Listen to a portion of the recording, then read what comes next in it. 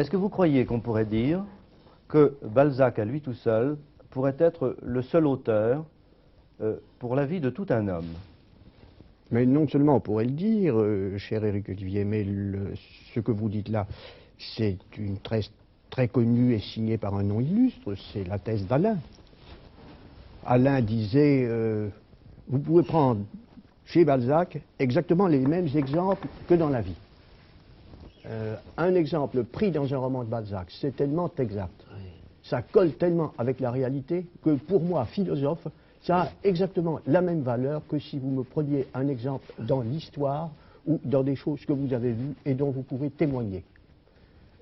Pour Alain, par conséquent, Balzac, par l'exactitude avec laquelle il reflète les événements et avec laquelle il explique les mobiles qui font agir les gens, Balzac, c'est exactement de la réalité, c'est à la même valeur nourrissante que la réalité. Oui, c'est pas seulement l'expérience d'Alain, c'est aussi mon expérience à moi, c'est aussi l'expérience d'un tas de gens.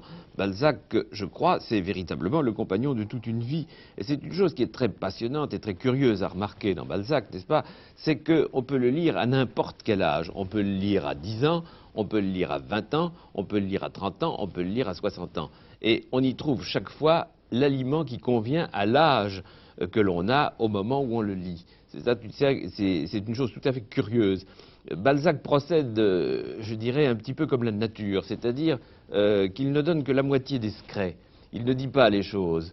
Alors on est devant lui à 20 ans, comme on est devant la nature à 20 ans, c'est-à-dire que l'on comprend un certain nombre de choses, mais on ne comprend pas tout. On comprend bien davantage lorsqu'on a 50 ans. Vous savez que Alain accordait une grande importance à ces intuitions de Balzac. Et il disait, ce qu'il y a de plus beau dans Balzac, c'est ce que vous ne comprenez pas. Parce que c'est là où il a le plus raison, et c'est là où justement vous devez vous interroger, parce que la vie est comme ça, on ne la comprend pas non plus, elle pose des énigmes. Moi, je ne suis pas tout à fait de cet avis. Je crois que Alain a sous-estimé une chose qui me paraît évidente dans Balzac, c'est la tournure dramatique et presque mélodramatique de son imagination. Balzac... Oui, mais alors je m'excuse de vous interrompre, mais la nature et la vie agissent comme ça. Et alors là, je m'excuse, mais j'ai ma petite expérience de romancier, et il y a dans le déroulement historique des événements que Alain fait très bien ressortir. Lui, il n'était pas romancier, mais il sentait ça admirablement en tant que philosophe. Il y a aussi un aspect de la vérité, et Balzac fait ressortir avec violence cet aspect de la vérité, justement par le tour mélodramatique qu'il donne à ses intrigues. Oui, mais il y a tout de même un peu trop un montage dramatique, une précipitation dramatique, une tension dramatique, des bons et des méchants qu'on ne retrouve pas d'une façon si pure, si forte dans la vie, et qui, à mon avis, sont une déformation balzacienne, une déformation presque technique de grands créateurs. Que vous trouvez chez Dickens. Oui, mais est-ce que ce n'est pas aussi alors une déformation due au XIXe siècle? Et est-ce que par là, on ne pourrait pas arriver à vous poser une autre question? Est-ce que vous croyez que Balzac peut être encore considéré comme un auteur moderne? C'est là la grande question, Éric Olivier, c'est le grand mystère. Vous comprenez, pour les hommes de ma génération, nous avons encore connu le monde de Balzac. Moi, j'ai connu des sous-préfectures, des chefs-lieux de canton, des petites villes qui étaient exactement celles que Balzac nous décrit dans le cabinet des Antiques, ou dans La Vieille Fille, ou dans Eugénie Grandet. Ça se passait comme ça, le décor de la vie y était, il y avait des vies que nous pouvions retrouver, et Balzac était, vers 1914 ou jusqu'en 1920, un auteur actuel. Et puis, il est évident que le décor de la vie a changé profondément. Et pourtant, Balzac reste un auteur actuel.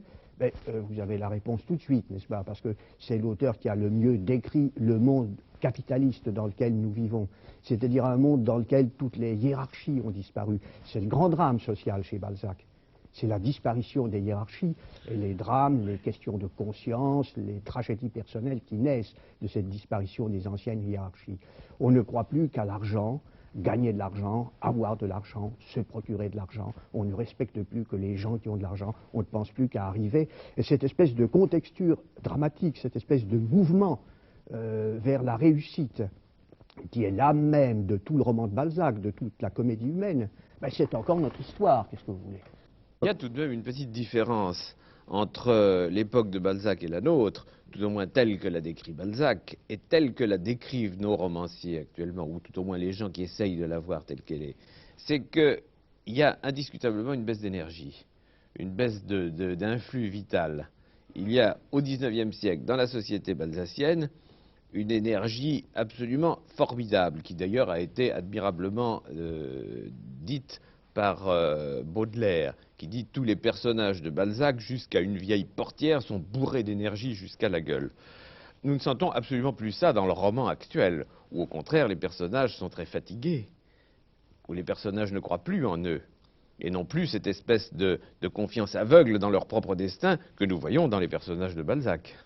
Et d'autre part, est-ce que vous ne croyez pas que le décor, qui n'existe plus justement, a une grande influence sur la psychologie d'une époque? À partir du moment où ce décor du XIXe siècle a été rendu caduc par le monde actuel, la psychologie a dû évoluer aussi. Par exemple, comment pouvez-vous imaginer que des femmes de l'époque balsacienne aient une psychologie à peu près correspondante à celle des femmes d'aujourd'hui? Oui. C'est un grand mystère, vous voyez. Oui. Intrusion de la mini-jupe dans l'œuvre de Balzac. Qu'est-ce que ça donne? Qu'est-ce que ça donne? Oui. Qu'est-ce Oui. que ça donne? Eh ben, je vous le demande. Qu'est-ce qu'une Oui. jeune fille? Ah, mais c'est une question Oui. que je me pose aussi, Ah, du coup, bon? et à Oui. laquelle il est très Oui. difficile de répondre. Il n'y a Oui. pas un seul point de commun entre la vie d'une jeune fille actuelle, Oui. avec ses préoccupations, avec son décor de vie, avec Oui. ce qu'elle fait tous les jours, et la vie d'Eugénie Grandet ou Ursule Mirouet. Or, pourtant, les jeunes filles lisent Elles Eugénie lisent Grandet. encore Balzac. Elles lisent encore Balzac.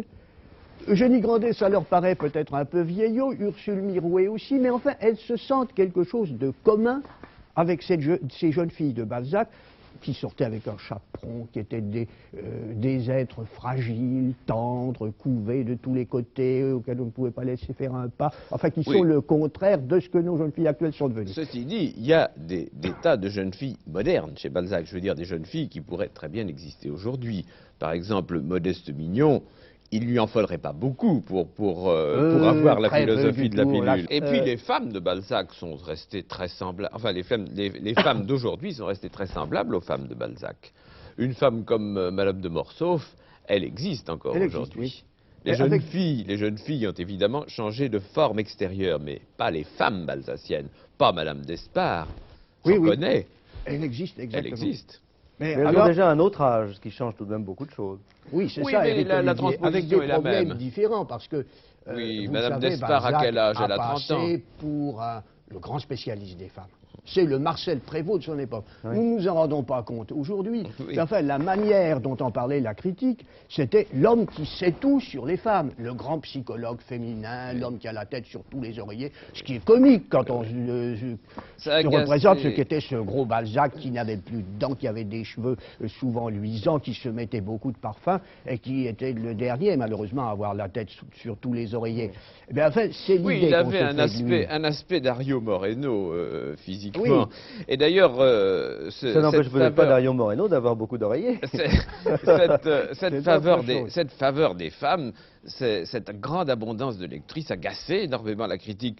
Je me rappelle, on voit plusieurs fois dans Sainte-Beuve, il le lui reproche, ça agace Sainte-Beuve énormément. Oui, bien sûr.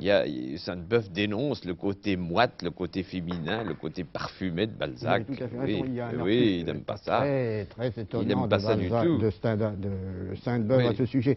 Mais alors, je reviens à cette ressemblance avec nos femmes modernes.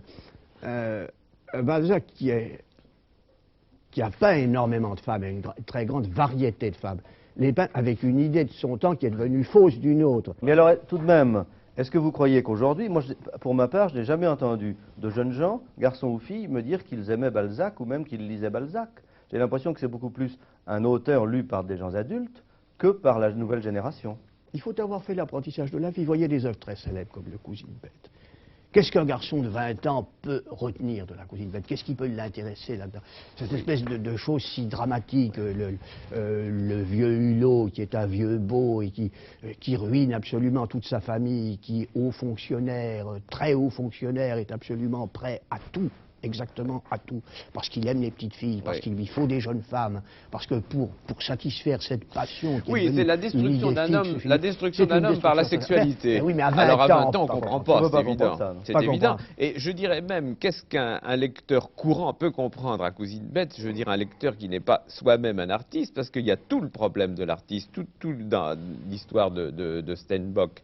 qui Oui. ne peut travailler que lorsqu'il y a une autre volonté plus forte que la sienne à côté de lui pour l'obliger à travailler. Et- Une chose d'ailleurs qui est assez curieuse à observer, c'est que lorsqu'on lit Balzac jeune, on se dit toujours il exagère. C'est pas comme ça dans la vie. Il en fait trop, il en dit trop, il en met trop, c'est pas vrai. Et justement, à mesure qu'on vieillit, on s'aperçoit qu'il n'exagère pas. Que simplement, il montre, comme vous le disiez tout à l'heure, d'une façon dramatique et même mélodramatique, un certain nombre de choses qui sont vraies. Mais il n'y a jamais d'exagération. Balzac, bien que la plupart de nos préoccupations actuelles aient maintenant changé, que nos inquiétudes, tout ce qui nous tracasse, soit absent de l'univers balzacien. Balzac est quelqu'un dont nous pouvons dire « Ah, mais celui-là, je l'ai connu, et 30 personnages de Balzac, 30 situations de Balzac, je les ai vus, c'est exactement comme ça. » C'est le problème du théâtre classique. Or, Oui. pourquoi le théâtre classique ne nous fait-il pas le même effet? Pourquoi, quand même, vous ne dites pas de la même manière devant Andromaque ou le Cid, ah, mais Chimène, je l'ai connu, j'ai vu que ça à chaque instant. Et C'est puis pas vrai. Andromaque, J'ai pas ben connu non. Chimène, Vous j'ai ne pas le connu dites pas. Athalie, j'ai Et pas est-ce que connu aussi Phèdre. la forme romanesque tout de même met les personnages beaucoup plus à la portée de la vie qu'on mène chacun. Et je crois que Balzac s'est attaqué à quelque chose qu'il a été le seul à faire, c'est-à-dire à faire le portrait complet du peuple français. Exactement. Et voilà, c'est ça. Exactement. Et finalement. disons Alors, du il tout a dit même la- que c'est ce qui Oui. manque à la littérature française du XVIIe siècle. C'est Vous ce voyez qui- comme ouais. notre littérature française serait beaucoup Il y a plus un petit quelque chose comme- passionnante oui. à l'époque classique si on nous avait décrit ce qu'était socialement le siècle de Louis XIV, si on nous avait montré les drames, parce que nous savons aujourd'hui qu'il y en a eu, si au lieu de faire cette ombre éternelle sur le mur qui représente l'homme, et qui est évidemment ce qu'il y a de si précieux dans l'art classique, on nous avait montré ce qu'il y a autour et sur quoi ça se dégage. Bah, Saint-Simon a essayé un peu quand même au Bah oui. XVIIe siècle. Mais alors je voudrais vous poser une autre question maintenant pour prendre les choses presque à l'envers. Imaginons Balzac au XXe siècle.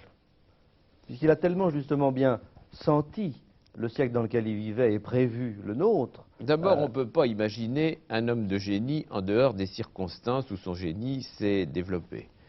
On ne peut pas imaginer Balzac au XXe siècle parce que Balzac, c'est un homme du XIXe siècle et qu'il a peint le XIXe siècle. En plus de ça, c'est très difficile d'imaginer un écrivain aussi complet que Balzac. Il n'y en a pas actuellement. Je cherche parmi les romanciers, les grands écrivains actuels. Je n'en vois pas. Nous avons de grands écrivains. Un homme comme Monterland est un homme que j'admire beaucoup. Sartre est très intéressant dans un Ah certain oui, non, genre. moi je disais comment Hemingway, Balzac vivant au Faulkner. XXe siècle, comment réagirait-il? Par exemple, est-ce que Balzac aujourd'hui serait marxiste?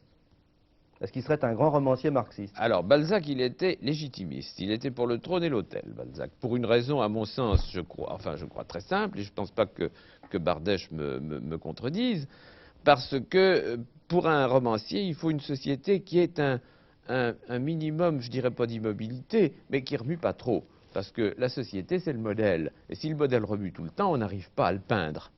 Au détour, je n'en donnerai pas la même explication. Alors attendez, je m'excuse, je finis. Je crois qu'une des raisons pour lesquelles c'est si difficile d'être Balzac aujourd'hui, c'est que la société remue beaucoup plus qu'elle ne remuait au XIXe siècle.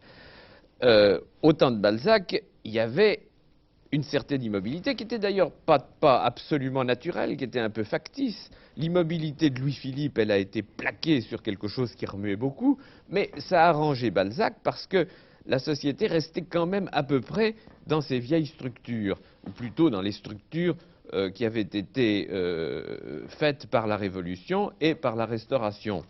Alors ça remuait pas encore trop. Aujourd'hui, ça remue tout le temps. Les conformismes changent tous les 2 ans. Sauf Alors tout c'est de même très dans difficile l'univers d'être... communiste, il aurait eu 50 ans de d'être légitimité à sa disposition. D'ailleurs, les marxistes l'ont très bien Et compris. j'adore Balzac. Ils adorent Balzac et j'étais en Russie il y a une dizaine d'années. On faisait paraître à ce moment-là une édition complète des œuvres de Balzac, qui était, je pense, une édition très sérieuse, comme en font les Russes. Elle était souscrite avant même d'être sortie. Peut-on parler de philosophie chez Balzac? Dernière question pour conclure. Je vais vous donner, je vais pénétrer davantage dans le détail si vous voulez. La philosophie personnelle de Balzac, en fait, sa conception de l'homme, c'est une énergétique. Oui. C'est-à-dire, l'homme est dominé, commandé, et les sociétés aussi, par leur idée fixe, par la pensée directrice qu'il y a en eux. C'est passionnant comme explication du monde moderne. Nous sommes un monde surchargé de pensée. Et Balzac expliquait, non seulement l'homme est surchargé de pensée et meurt de sa pensée, c'est-à-dire de ses passions, de ses idées fixes, de cette volonté formidables qu'il met dans sa vie pour la conduire. Mais les nations sont elles aussi survoltées par la pensée, et depuis la Révolution française, et elles meurent de ce survoltage de pensée qu'elles ne peuvent pas supporter. Le rôle de la pensée dans le monde moderne est capital sur les individus, parce qu'il explique toute l'épine dorsale d'un individu.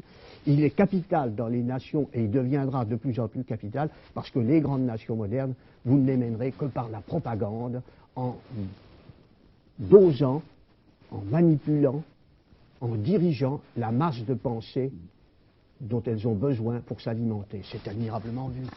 C'est tout notre monde du XXe siècle qu'il a deviné. On a dit Balzac, c'est admirable, il a deviné les affairistes de Napoléon III 30 ans d'avance. Mais il a deviné le mécanisme de notre XXe siècle 100 ans d'avance. Nous n'avons pas d'autre mécanisme de la cité. Et c'est ça ce qui domine, c'est cette énergétique qui domine tout le roman de Balzac. Balzac ne s'est pas demandé est-ce que c'est plus commode pour moi d'avoir un point de vue dans le passé qui ne bouge pas ou un point de vue dans l'avenir qui est mouvant. Balzac a un point de vue sur l'homme. Il dit vous mourrez de vos passions, vous mourrez de vos idées fixes. Vous mourrez de la volonté que vous apportez. Et aux nations, il dit, vous mourrez de cette pensée dont vous vous nourrissez et dont, depuis 1789, vous ne pouvez pas ne pas vous nourrir. C'est infiniment plus dramatique et infiniment plus nourrissant comme alimentation d'un système de roman. Il est certain, je suis absolument convaincu, que dans le fait que Balzac ait été d'opinion monarchiste et ait été le défenseur du trône et de l'autel, c'est-à-dire rétrograde, réactionnaire, c'est-à-dire déplorant la révolution de 1848 lorsqu'elle est arrivée, voyant qu'il ne pouvait plus être pair de France, ce titre magnifique qu'il ambitionnait tellement, je crois qu'il y a là quelque chose de très simple et qui tient très essentiellement et très profondément à sa vocation de romancier, c'est que ça l'embêtait de voir le monde qui changeait, et qui changeait dans sa forme extérieure. Oui. Oui, non, je ne vous ai pas convaincu. Pas tout à fait. Mais je crois d'ailleurs que vos points de vue ne sont pas contradictoires. Oui, c'est pas contradictoire. C'est pas contradictoire. Ça a certainement aidé beaucoup le romancier d'avoir cette position fondamentale. Oui. Et j'en crois votre témoignage de romancier du Tour, parce que vous êtes romancier, je ne le suis pas. Vous avez donc de ce côté une expérience. Et d'ailleurs, regardez, je ne suis pas le seul à sentir ça. Regardez des romanciers doués, comme Faulkner, par exemple, comme Giono, par exemple. Ce sont des gens qui ne veulent pas regarder le monde actuel, mais qui se réfugient dans le passé, parce que ça ne bouge pas. Parce que là, ils ont un modèle tranquille qu'ils peuvent regarder à loisir et reproduire à loisir sur leur toile. Et puis disons du Tour qu'ils ont une référence.